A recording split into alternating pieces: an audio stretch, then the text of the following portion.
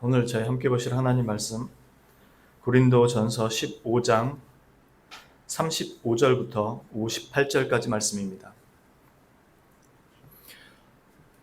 고린도전서 15장 35절부터 58절까지 말씀입니다. 신약성경 283페이지 고린도전서 15장 35절부터 58절까지 말씀 다 찾으신 줄 알고 제가 봉독하도록 하겠습니다. 누가 묻기를 죽은 자들이 어떻게 다시 살아나며 어떠한 몸으로 오느냐 하리니 어리석은 자여 네가 뿌리는 씨가 죽지 않으면 살아나지 못하겠고 또 네가 뿌리는 것은 장래의 형체를 뿌리는 것이 아니요 다만 밀이나 다른 것의 알맹이뿐이로되 하나님이 그 뜻대로 그에게 형체를 주시되 각 종자에게 그 형체를 주시느니라. 육체는 다 같은 육체가 아니니 하나는 사람의 육체요 하나는 짐승의 육체요 하나는 새의 육체요 하나는 물고기의 육체라.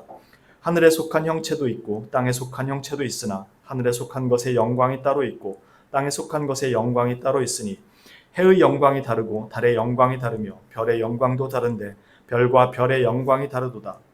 죽은 자의 부활도 그와 같으니 썩을 것으로 심고 썩지 아니할 것으로 다시 살아나며 육된 것으로 심고 영광스러운 것으로 다시 살아나며 약한 것으로 심고 강한 것으로 다시 살아나며 육의 몸으로 심고 신령한 몸으로 다시 살아나나니 육의 몸이 있은즉 또 영의 몸도 있느니라. 기록된 바 첫사람 아담은 생령이 되었다 함과 같이 마지막 아담은 살려주는 영이 되었나니 그러나 먼저는 신령한 사람이 아니요 육의 사람이요 그 다음에 신령한 사람이니라. 첫사람은 땅에서 났으니 흙에 속한 자이거니와 둘째 사람은 하늘에서 나셨느니라. 무릇 흙에 속한 자들은 저 흙에 속한 자와 같고 무릇 하늘에 속한 자들은 저 하늘에 속한 이와 같으니 우리가 흙에 속한 자의 형상을 입은 것 같이 또한 하늘에 속한 이의 형상을 입으리라. 형제들아 내가 이것을 말하노니 혈과 육은 하나님 나라를 이어받을 수 없고 또한 썩는 것은 썩지 아니하는 것을 유업으로 받지 못하느니라. 보라 내가 너희에게 비밀을 말하노니 우리가 다 잠잘 것이 아니요 마지막 나팔에 순식간에 홀연히 다 변화되리니 나팔 소리가 나매 죽은 자들이 썩지 아니할 것으로 다시 살아나고 우리도 변화되리라. 이 썩을 것이 반드시 썩지 아니할 것을 입겠고 이 죽을 것이 죽지 아니함을 입으리로다. 이 썩을 것이 썩지 아니함을 입고 이 죽을 것이 죽지 아니함을 입을 때에는 사망을 삼키고 이기리라고 기록된 말씀이 이루어지리라. 사망아 너의 승리가 어디 있느냐? 사망아 네가 쏘는 것이 어디 있느냐? 사망이 쏘는 것은 죄요 죄의 권능은 율법이라.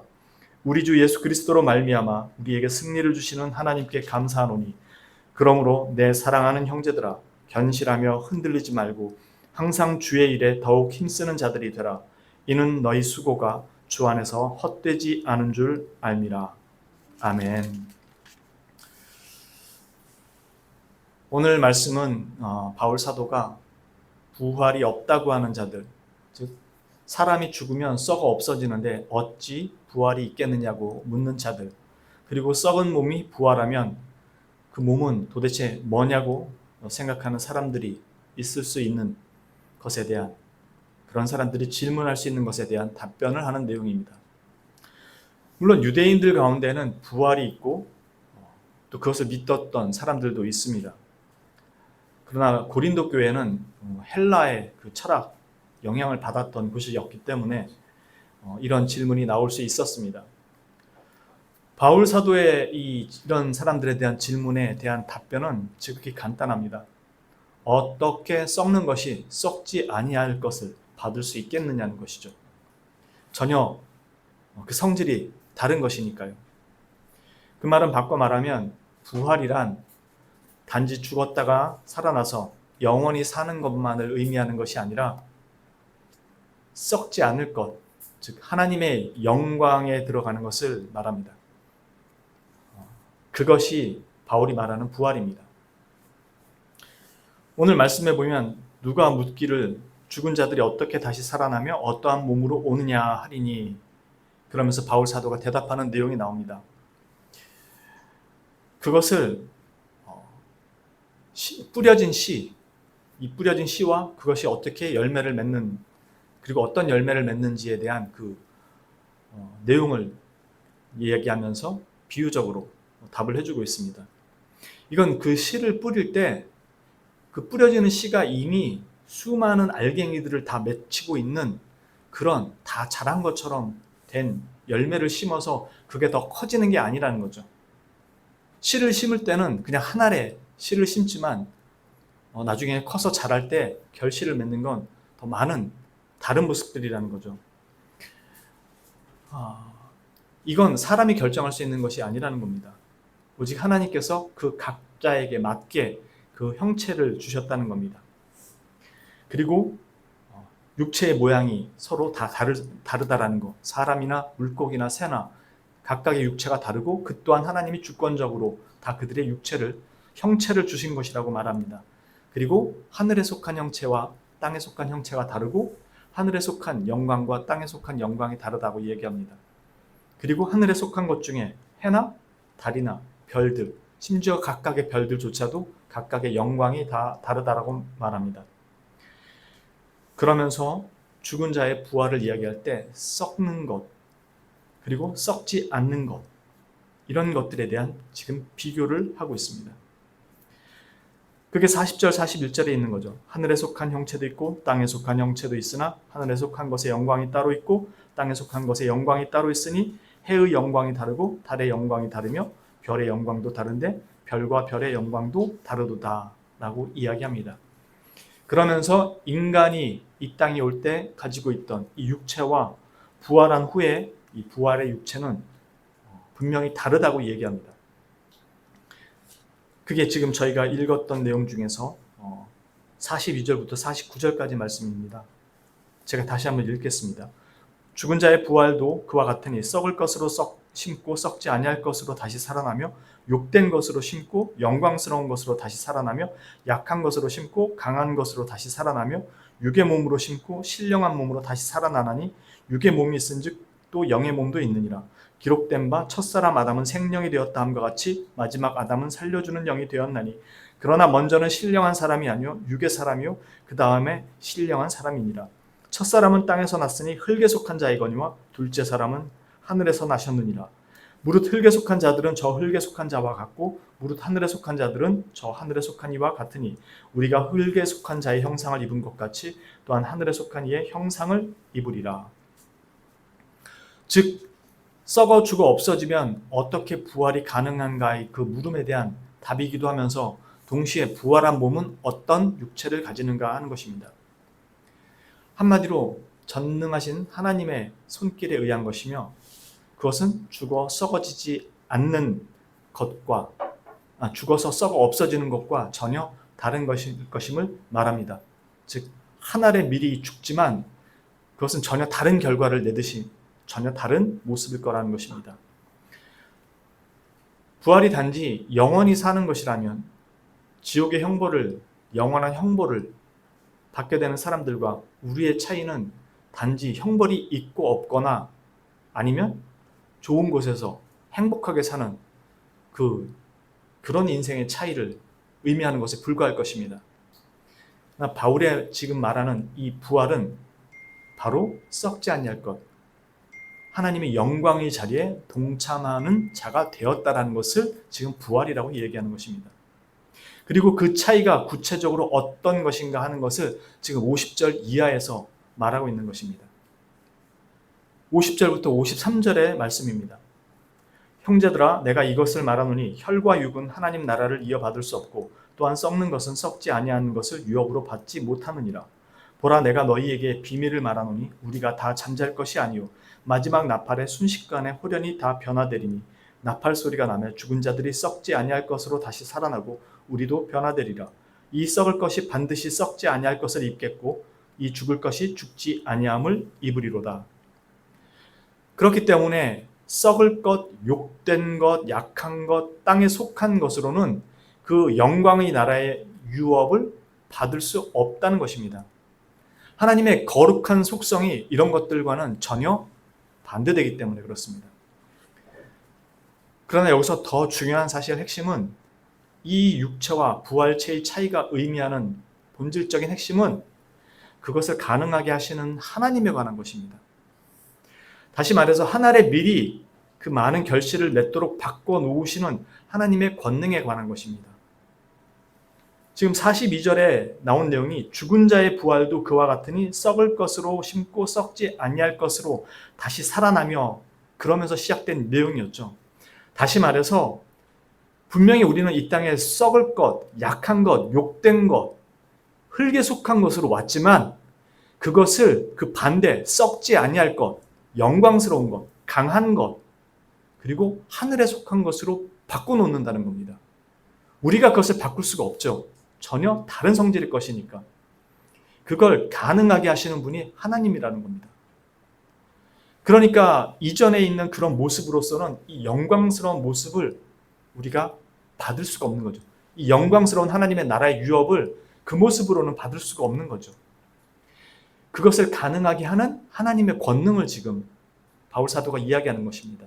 그러니까 부활이라는 건 단지 죽었다 살아난다는 것을 훨씬 넘어서 하나님께서 주시는 영광의 자리로 들어가는 완전히 다른 성질의 것에 대한 변화를 이야기하는 것입니다. 그것이 우리 안에서 만들어낼 수가 없는 거죠. 그것을 지금 바울 사도가 말하는 부활의 때 입을 몸에 대해 이야기하는 것입니다. 이것은 하나님 나라의 유업은 이 자체로 이 땅에 속한 것이 아니고 하늘에 속한 것이기 때문에 썩어질 그것으로는 그 유업을 상속받을 수 없기 때문에 그렇습니다. 그러니 당연히 상속받기 위해서는 우리가 변화되어야만 하는 거죠. 그런데 우리는 그 모습으로 갈 수가 없다는 거죠. 우리 자신이 이 땅에 그런 모습으로 오질 않았기 때문에. 그래서 부활체는 이전과는 결코 같은 모습일 수가 없다는 겁니다. 그런데 이 썩어서 없어지는 것이 어떻게 부활하는가라고 했을 때 바울 사도는 하늘의 밀이 떨어졌을 때 어떻게 변화되는 것을 너희가 보지 않았느냐. 그 형체를 누가 주셨느냐. 하나님이 주시지 않았느냐. 그러므로 우리는 썩어 없어질 육체로 이 땅에 오지만 부활을 하나님께서 이루실 것이고 부활하는 그 몸은 지금의 몸과는 전혀 다른 몸일 것이다 라고 이야기를 하는 것입니다. 왜냐하면 하나님이 그 영광의 하나님이기 때문에 우리가 그 하나님께로부터 받을 그 영광의 유업은 이 땅에 속한 것으로는 받을 수 없기 때문에 당연히 우리가 받을 부활의 몸은 그와 같은 것이 아니다라고 이야기하는 것입니다. 그리고 이것을 바로 가능하게 하신 분이 그리스도라는 것입니다. 우리는 죄와 사망 가운데 있기 때문에 이 영광의 유업을 받을 수가 없으니까요. 그래서 하나님께서 이걸 우리에게 은혜로 주시기로 결정하셨다라는 것입니다. 우리는 이 불가능한 것으로 이 땅에 왔는데 어떻게 가능한 것으로 변화가 되냐 이것이죠. 하나님께서 하시지 않으면 안 되는 일을 하나님께서 친히 하셨고 그것을 위해 그리스도를 보내셔서 이루셨다는 것입니다. 바로 우리에게 허락된 부활이라는 그 은혜의 특권이 그것이라는 것입니다. 근데 이걸 우리가 어떻게 얻게 된다고요? 지난 시간에 말씀드린 것처럼 예수 그리스도의 죽음을 통해서 얻는 것이고 예수 그리스도의 죽음은 우리도 동일한 그 자리에 선다라는 걸 이야기하는 것입니다. 우리가 잘 아는 것처럼 그리스도와 함께 죽으니까요. 전제가 죽음인 겁니다. 하늘의 밀알이 썩어져야 결실을 맺듯이 죽고 썩은 것들이 되어야 부활이 된다는 것입니다.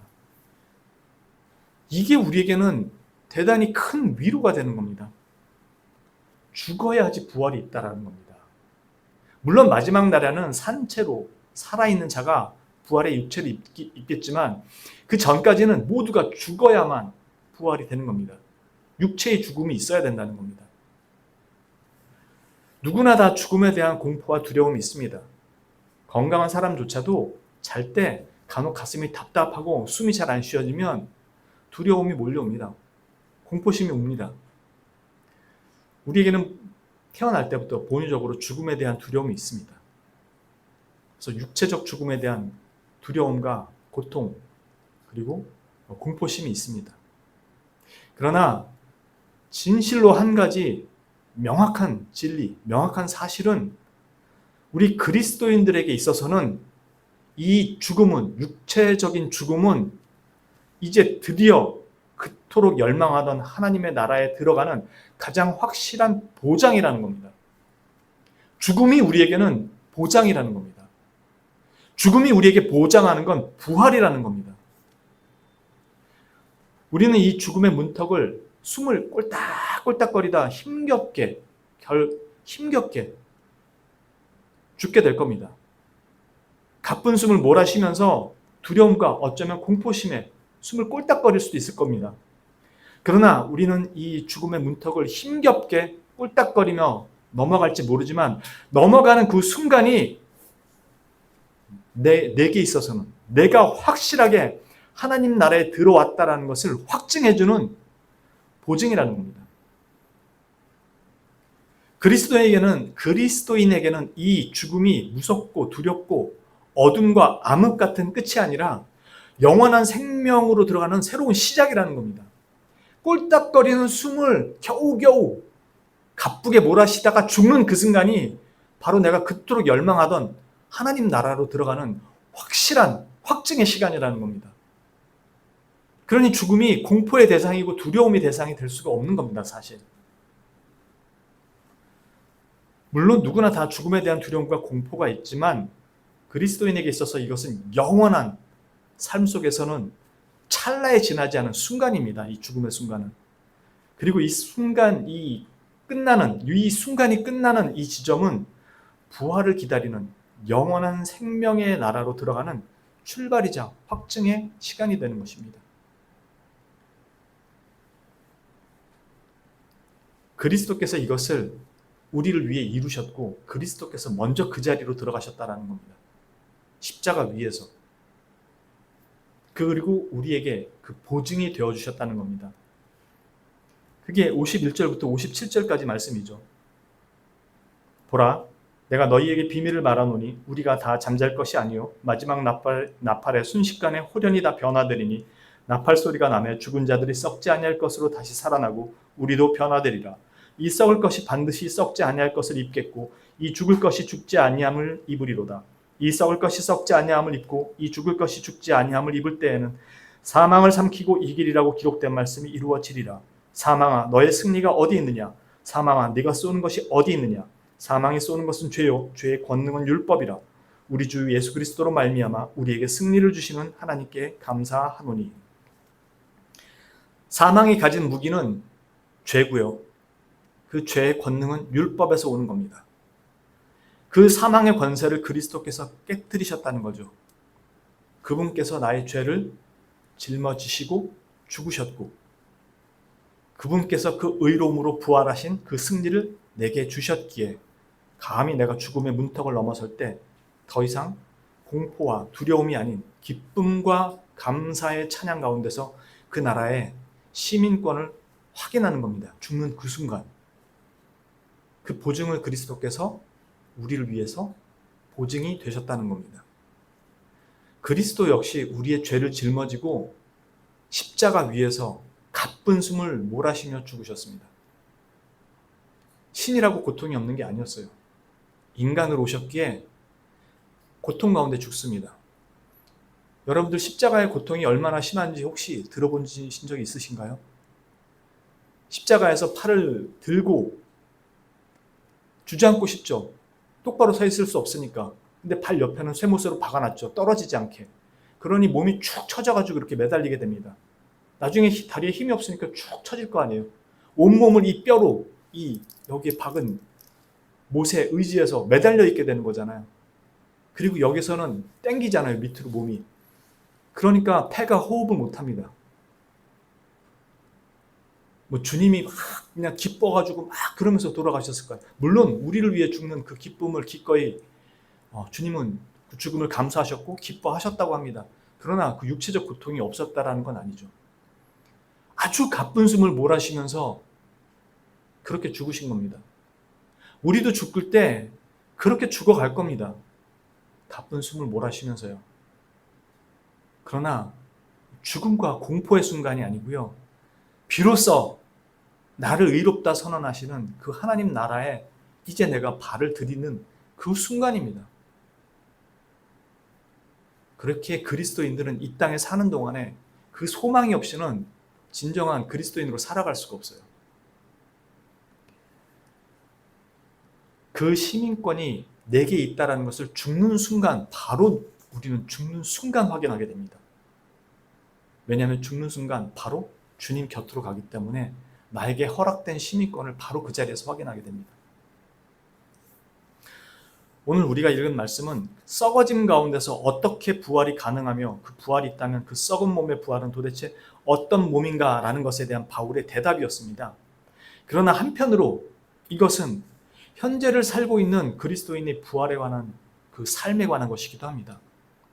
바꿔 말하면 썩을 것, 욕된 것, 육의 몸, 흙에 속한 것, 그렇게 사는 것은 하늘의 유업, 하늘에 속한 것, 부활을 누릴 수 없다는 것이죠. 이 말은 만일 그가 진실로 그리스도를 믿는 믿음으로 구원을 받은 그 자리에 서 있다면 썩을 것, 욕된 것, 육의 몸, 흙에 속한 것처럼 살아갈 수 없다는 겁니다. 그게 로마서 말씀입니다. 로마서 6장 4절부터 7절에 그러므로 우리가 그의 죽으심과 합하여 세례를 받음으로 그와 함께 장사되었나니 이는 아버지의 영광으로 말미암아 그리스도를 죽은 자 가운데서 살리심과 같이 우리로 또한 새 생명 가운데서 행하게 하려 하심이라. 만일 우리가 그의 죽으심과 같은 모양으로 연합한 자가 되었으면 또한 그의 부활과 같은 모양으로 연합한 자도 되리라. 우리가 알거니와 우리의 옛사람이 예수와 함께 십자가에 못 박힌 것은 죄의 몸이 죽어 다시는 우리가 죄에게 종노릇하지 아니하려 함이니 이는 죽은 자가 죄에서 벗어나 의롭다 하심을 얻었습니다. 이전과 같이 살 수 없다는 겁니다. 골로새서 1장 13절은 어떻게 사는지에 대해서 이렇게 얘기합니다. 그가 우리를 흑암의 권세에서 건져내사 그의 사랑의 아들의 나라로 옮기셨으니 완전히 다른 나라로 옮겨갔다는 것입니다. 이 땅에 속한 자가 아닌 하나님 나라, 옮겨간 자들의 삶을 산다는 것입니다. 믿음으로 그리스도와 연합된 그 순간 우리는 이미 하나님 나라의 통치 아래로 들어온 자들이고 하나님의 사랑의 아들의 나라로 옮겨진 자들입니다. 썩고 약하고 욕되고 육적인 자들이 아니라는 뜻입니다. 우리는 그리스도와 함께 십자가에서 자신을 못 박은 자들입니다. 영적으로는 죽음을 통과했고 육적으로도 실제로 죽었다 산 것은 아닐지라도 더 이상 육적인 삶에 얽매여야 하는 자들이 아니라는 것입니다. 썩고 욕되고 약하고 육적인 것을 더 이상 추구하는 자들이 아닙니다. 지난주에 말씀드렸던 것처럼 부활은 죽음을 전제로 하고 그 죽음은 바로 그런 점에서 죄와 세상에 대해서 죽는 것이라고 말씀을 드렸습니다. 썩고 약하고 욕되고 육적인 것들은 부활의 생명과 그 유업을 받을 수 없기 때문에 그렇습니다. 그래서 거듭난 자는 죄와 세상에 대해 죽습니다. 그래서 우리는 죄와 세상에 대해 죽었다는 것과 우리는 의와 하나님에 대하여 부활했다는 것을 삶으로 증거하는 것입니다. 그 부활의 유업을 받을 자들이기 때문에요. 그 부활의 유업을 받은 자들, 이 땅에 살면서 이미 받은 자들, 일부를 완전한 그 부활의 나라를 받기 전까지 이 땅에 사는 동안에 그 받은 그 부활이 무엇인지를 보이는 자들이 되는 것입니다. 비록 마지막 날의 부활을 기다리지만 이 땅에서는 이미 도래한 하나님의 통치 아래에 들어온 거듭난 자들, 영적으로 부활한 자들이기에 그렇게 사는 것입니다. 이것이 없는 부활은 말이 안 되는 것이죠. 생명이 없는데 어떻게 부활이라는 것이 있겠습니까? 그럼 그가 생명을 얻었다면 그가 생명이 있다는 걸 뭘로 알 수 있겠습니까? 그가 하늘의 생명을 가진 자라는 것은 죄와 세상에 대하여 죽었다는 것을 통해서 드러나게 됩니다. 하나님이 이 땅에 주신 그 생명의 부활의 유업을 가지고 사는 증인으로 살아가는 것을 통해서 나타난다는 것입니다.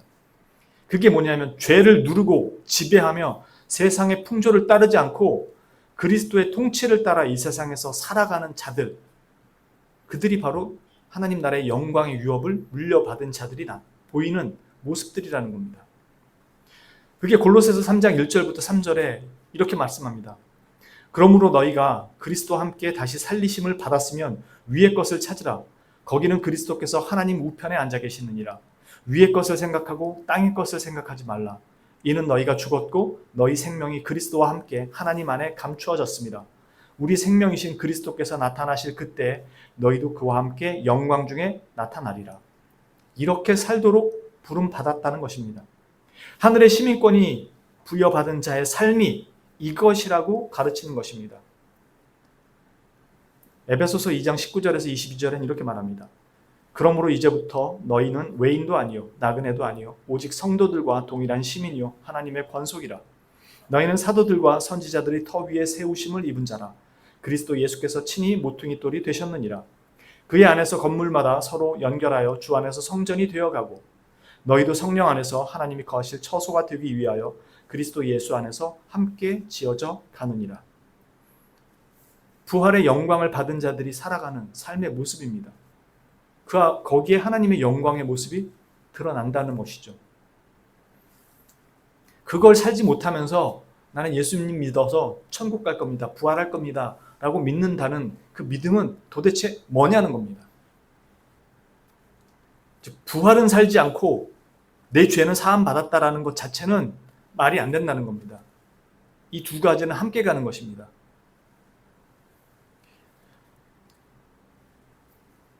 지금 이 말씀드린 이 부활을 살아가는 삶의 모습, 이것은 바꿔 말하면 부활한 자들의 삶이 결코 만만치 않고 쉽지 않을 것이라는 것을 말하고 있습니다.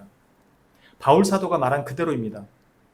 로마서 8장 17절에 말씀하시기를 자녀이면 또한 상속자 곧 하나님의 상속자요 그리스도와 함께한 상속자니 우리가 그와 함께 영광을 받기 위하여 고난도 함께 받아야 할 것이니라. 이게 왜 고난이냐? 우리에게는 이미 도래한 하나님의 나라의 통치가 있지만 또한 아직 오지 않은 궁극적으로 올 하나님 나라의 도래가 남아 있습니다. 우리는 아직 이 땅에서 살아갑니다.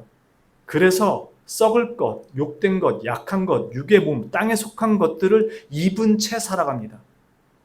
우리는 이 땅에서 썩은 것, 썩는 것, 욕된 것, 약한 것, 땅에 속한 것들의 속성이나 이것들이 지향하는 바, 그런 것들은 우리가 버려야 하는 것들이지만, 그리고 거기에 대해서는 우리가 죽어야 하는 것들이지만, 지금 썩을 것, 욕된 것, 약한 것, 육의 몸, 땅에 속한 것, 이런 것 자체는 우리가 이 땅에서 사는 동안은 벗어날 수 없는, 함께 가야만 하는 것들이라는 것입니다. 우리는 이 땅에 그렇게 왔으니까요. 그러나 걱정하지 마십시오. 비록 이런 것들로 심겨졌어도 이미 앞에서 우리가 확인했던 것처럼 하나님께서 그 나라의 유업을 받을 수 있도록 만들겠다라는 것입니다. 그리고 우리는 이미 그 유업을 받은 자들이 되었다는 것이고요. 우리는 바로 이런 썩을 것, 약한 것, 욕된 것들과 함께 살아가야 하기 때문에 고난이 수반될 수밖에 없는 것입니다.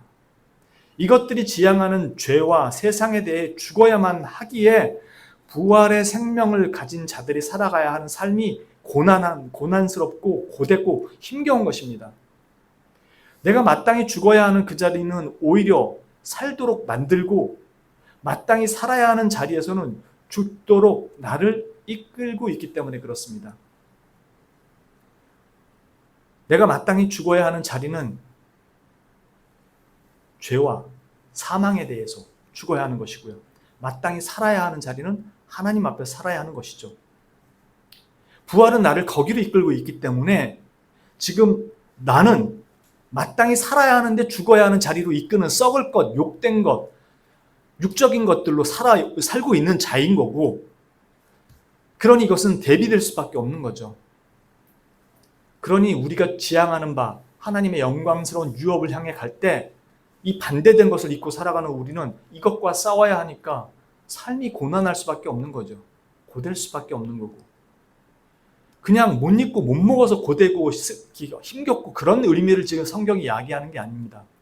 하나님의 뜻과 반대되는 것을 입고 살아가는 존재이기 때문에 그것에서 벗어나 부활의 유업을 얻은 자로서의 삶을 이 땅에서 두 나라 백성으로 살아가야 하기 때문에 겪게 되는 고난과 고통을 이야기하는 것입니다. 그러나 분명히 성경은 이야기합니다. 우리는 그리스도와 함께 죽었고 그리스도와 함께 살았습니다. 그래서 죄와 세상의 지배에서 벗어나 그것들을 발 아래에 두고 살아갈 수 있게 되었다는 것입니다. 그렇게 못 사는 것, 연약함, 미숙함, 다 좋은 핑계일 뿐입니다. 자신을 합리화하고 정당화시키는 핑계들에 불과한 것입니다. 정말로 죽음이 보장하고 확증해 주는 것이 부활이라고 확신한다면 우리는 죽음의 자리를 회피해서는 안 됩니다. 죄와 세상의 풍조에 대해서 기꺼이 죽어야 하는 거죠. 단지 육적인 죽음만이 아니라 우리는 이런 면에서 세상의 죄와 풍조에 대해서 기꺼이 죽어야 하는 겁니다. 진정 부활의 소망을 품고 산다면 말이죠. 미래에 있을 부활만이 아니라 오늘날 이 땅에서도 도래할 그 나라를 소망하며 부활을 살아가는 거죠. 바울 사도는 이런 죄와 세상을 따르지 않는 고난의 그 끝에서 우리는 비로소 부활의 영광의 자리에 들어갈 것이라고, 그 날까지 영광의 자리에 가기 위해서는 고난에 참여할 것이라고 말한 것이고, 참여해야 된다고 말한 것이고, 우리는 그 고난의 끝에서 영광의 자리에 들어갈 것이라고 강조합니다. 왜냐하면 주님께서 친히 그렇게 말씀을 하셨기 때문에요. 요한복음 17장 21절 이하에 이렇게 말씀합니다. 아버지여, 아버지께서 내 안에, 내가 아버지 안에 있는 것 같이 그들도 다 하나가 되어 우리 안에 있게 하사 세상으로 아버지께서 나를 보내신 것을 믿게 하옵소서. 내게 주신 영광을 내가 그들에게 주었사오니 이는 우리가 하나 된 것 같이 그들도 하나가 되게 하려 함이니이다. 곧 내가 그들 안에 있고 아버지께서 내 안에 계시어 그들로 온전함을 이루어 하나가 되게 하려 함은 아버지께서 나를 보내신 것과 또 나를 사랑하신 같이 그들도 사랑하신 것을 세상에 알게 하려 함이로소이다. 아버지여, 내게 주신 자도 나 있는 곳에 나와 함께 있어 아버지께서 창세전부터 나를 사랑하심으로 내게 주신 나의 영광을 그들로 보게 하시기를 원하옵나이다. 이 부활의 영광이 우리에게 이미 확증되어 있는 것이 너무도 명확하기 때문에 바울 사도는 내일 죽으니 우리 다 먹고 마시자 하는 그런 사람들과 같이 살지 말라고 58절에 이렇게 권면하는 것입니다. 그러므로 내 사랑하는 형제들아, 견실하며 흔들리지 말고 항상 주의 일에 더욱 힘쓰는 자들이 되라. 이는 너희 수고가 주 안에서 헛되지 않을 줄 알미라. 왜 여태까지 부활을, 영광을 다 얘기해놓고 더욱 주의 일에 힘쓰는 자가 되라 이렇게 얘기할까요? 그냥 견실하고 흔들리지 말고 잘 살아라 믿음으로, 이러면 될 텐데, 이 약하고 욕되고 썩을 것이 사라지는 그 죽음의 보장이 확실한 부활의 약속과 더불어 우리의 모든 수고와 애씀에 대한 하나님의 상도 같이 약속되어 있기 때문에 그렇다는 것입니다. 그렇지 않다면 우리의 모든 수고가 헛된 것에 지나지 않을 것이라는 겁니다. 그리스도의 부활은 바로 우리가 기대하는 이 부활의 첫 열매이며 확증이 없기 때문에 그리스도의 부활을 믿지 못하는 사람은 이 은혜의 자리에 참여가 불가능합니다.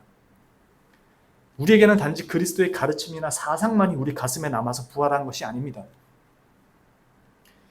이 그리스도의 부활을 믿는 모든 자들에게 그리스도의 죽음과 부활을 통해 확증하신 약속이 부활의 영광에 동참할 뿐만 아니라 우리가 이 땅에서 믿음으로 견딘 모든 시간과 주께서 우리에게 하라고 하신 모든 것들, 그리고 주의 일에 힘쓴 모든 것들에 대해서 다 내가 갚아주리라, 상급으로 주리라는 약속을 주셨다는 겁니다. 그러니 부활이 없다면 그게 무슨 소용이 있겠냐고 지금 바울이 얘기하는 겁니다. 그러나 우리에겐 확실한 부활이 있고 이것은 보증되고 약속된 것이기에 너희의 모든 수고는 거기에 모든 상급을 받을 것이라고 이야기하는 것입니다. 그러므로 바울은 결코 믿음에서 조금도 흔들리지 말고 확신을 가지고 확고히 서서 부활의 증인의 삶을 살며 주의 일에 온 힘을 기울이라고 말합니다. 왜냐하면 너희의 수고는 단 하나도 땅에 떨어지거나 잊혀지거나 버려지는 일이 결단코 없을 것을 내가 너무나도 잘 알고 있기 때문에 그렇다고 바울이 말합니다. 즉 우리는 죄와 세상에 대해 죽어야지, 육적인 죽음이 있어야 부활이 우리에게 보장된 것처럼 죄와 세상에 대해서 죽어야만 하는 거고, 이 세상을 살아가는 방식은 죄와 세상에 대하여 죽은 삶을 살아가는 것입니다. 그건 당연히 고난스럽고 고통스럽고 어렵고 힘든 삶일 수밖에 없는 거고, 그 삶을 살아간 자들이 주님 나라에서 맞을 상급은 확실하게 약속되어 있다는 것입니다. 그러니 어떻게 남들 사는 것처럼 그냥 대충 신앙생활하고 대충 사는 삶을 살 수 있겠냐는 겁니다. 그런 삶을 살지 말라는 겁니다. 목숨을 걸고 신앙생활 하라는 겁니다. 제가 여러분들에게 이걸 강요하지 않은 건 우리는 지금까지 그렇게 사는 걸 하나님과 거래하는 것으로 생각해 왔기 때문에 그런 말씀에 대한 강조를 안 한 것이지, 우리는 이게 거래가 아니라 은혜로 받는 거란 말입니다. 전부 다. 부활까지도. 그러니 어떻게 그런 삶을 안 살 수가 있냐는 겁니다. 이건 거래가 아니라 우리의 소망인 겁니다. 그렇게 살아간 삶의 그 끝자락에서 우리가 받게 될 하나님의 약속들. 그래서 성실하게 그리스도인으로서 이 땅의 삶을 그렇게 살아가는 겁니다. 하고 싶은 것, 먹고 싶은 것, 수만 가지고 많습니다. 하나님이 그렇게 살아가는 것에 대해서 아예 못하게 하신 게 아니에요. 풍성함으로 채워주셨고 누릴 수 있게 하셨어요. 그러나 그렇게 살아가는 삶보다 그리스도인이 부활의 삶을 살아가는 삶을 이 땅에서 살아가라고 하신 겁니다. 거기에 따라서 내게 이 땅에서 힘겹게 살아온 세상에 대해서 따르지 않고 하나님을 따라 살아간 그 삶에 대해서 내가 반드시 그 값을 치러줄 것이라는 것입니다. 그렇게 우리는 일주일에 한 번 예배하고 남은 인생 밖에 나가서 그냥 저냥 죄 안 짓고 살아가는 그 모습으로 살 수 없다는 겁니다. 매일 하나님 말씀 앞에 서서 말씀 읽고 묵상하고 이런 식의 삶이 정말 내가 똑바로 살고 있는 건가 돌아봐야 하고, 자신을 복종시키는 끊임없는 삶을 살아가야 합니다. 왜? 내가 바라볼 그 하나님 나라에서 영광스러운 자리뿐만 아니라 그 영광스러운 자리가 정말로 내게 목숨이 끊기는 그날이 바로 내가 거기 들어가는 날이라는 그 확신과 정말로 거기에 대한 기쁨이 있다면 내게 주실 그 상급에 대한 약속도 기쁨으로 보고 이 땅에서 그 육신의 정욕, 안목의 정욕, 이생의 자랑 다 꺾고 살아가는 것입니다. 그래서 성경에는 전부 하는 얘기가 그겁니다. 단지 윤리적 죄가 아니라 세상의 풍조를 따르는 것, 하나님의 뜻을 거르는 게 죄잖아요. 그러니까 죄에 대해서 죽는다는 건 하나님의 뜻을 거스르는 모든 것에 대해 죽는다는 것이고, 세상 풍조를 따르지 말라는, 그걸 통해서 그리스도인의 삶을 살아가라는 것입니다. 그래서 힘든 거죠. 그래서 그걸 살아가는 자들에 대해서 하나님은 확실한 부활의 영광과 상급을 약속했다는 것입니다. 그래서 바울 사도는 오늘 여기 나오는 58절 말씀처럼 그냥 믿기만 해라가 아니라 견실하며 흔들리지 말고 항상 주의 일에 더욱 힘쓰는 자들이 되라. 이는 너희 수고가 주 안에서 헛되지 않은 줄 알미라 라는 것입니다. 그래서 저와 여러분 모두가 이 자리를 향해서 경주를 하는 것입니다. 거한학교의 성도님들 모두 이미 도래한 이 하나님의 나라와 아직 도래하지 않은 궁극적인 하나님의 나라 사이에서 소망의 인내를 끝까지 가지고 믿음의 역사와 그 시간과 사랑의 수고를 끝까지 지켜가라는 이 바울 사도의 권면을 꼭 가슴에 새기시고, 죄와 세상에 대하여는 죽은 자로, 의와 하나님에 대하여는 산 자로서 부활의 소망을 영육에 깊이 품고 살아가시기를 주님의 이름으로 진심으로 축원합니다. 기도하겠습니다. 거룩하신 주님, 우리는 이 땅에 썩고 약하고 욕되고 흙에 속한 모습으로 왔으나 하나님께서 우리를 참으로 놀랍게도 썩지 아니하며 영광스럽고 강하며 참으로 하늘에 속한 하늘의 그 유업을 받을 자로 만들어 놓으셨다고 말씀합니다. 주님, 죽음에 대한 두려움보다 그 죽음의 끝에서 맞을 그 부활의 영광을 소망의 눈으로 보고 이 땅에서 살아가는 삶을 살 수 있게 하여 주시되, 모든 하나님의 뜻을 거스르는 죄와 또 세상의 풍조로부터 벗어나 오직 주를 향한 그 부활의 소망을 가지고 살아가는 우리의 인생 될 수 있도록 붙들어 주시고 인도하여 주옵소서. 우리를 사랑하시는 참으로 우리의 부활의 소망이요 또 구원자 되시는 구주 예수 그리스도의 이름 받들어 간절히 소망하며 기도하옵나이다. 아멘.